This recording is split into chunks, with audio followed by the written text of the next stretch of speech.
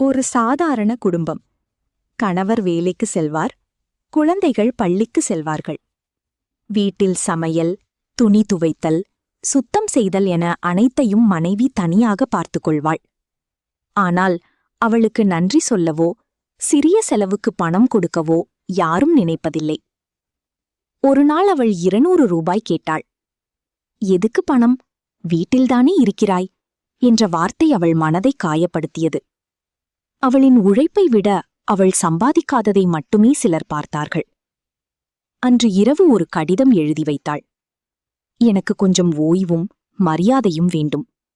2 நாட்கள் வெளியே செல்கிறேன். என்னை தேட வேண்டாம் என்று எழுதி அமைதியாக கிளம்பினாள். மறுநாள் காலை வீடு தலைகீழானது. குழந்தைகளுக்கு டிஃபன் தயாரிக்க முடியவில்லை. துணிகள் குவிந்தன. வீடு சுத்தம் செய்யப்படவில்லை. கணவர் வேலைக்கும் தாமதமாகச் சென்றார். ஒரே நாளில் அனைவருக்கும் புரிந்தது, வீட்டை நடத்துவது எவ்வளவு பெரிய பொறுப்பு என்று.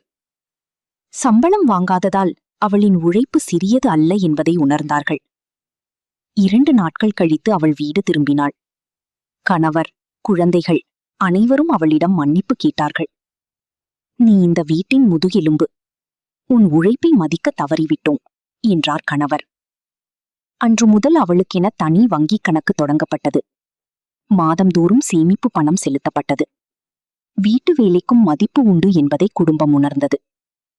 சில நேரங்களில் ஒரு பெண்ணின் மதிப்பு அவள் பேசும்போது புரியாது, அவள் இல்லாத போதுதான் புரியும். வீட்டை கட்டுவது சுவர்கள் அல்ல, அதை உயிரோடு வைத்திருப்பது பெண்களின் அன்பும் உழைப்பும் தான்.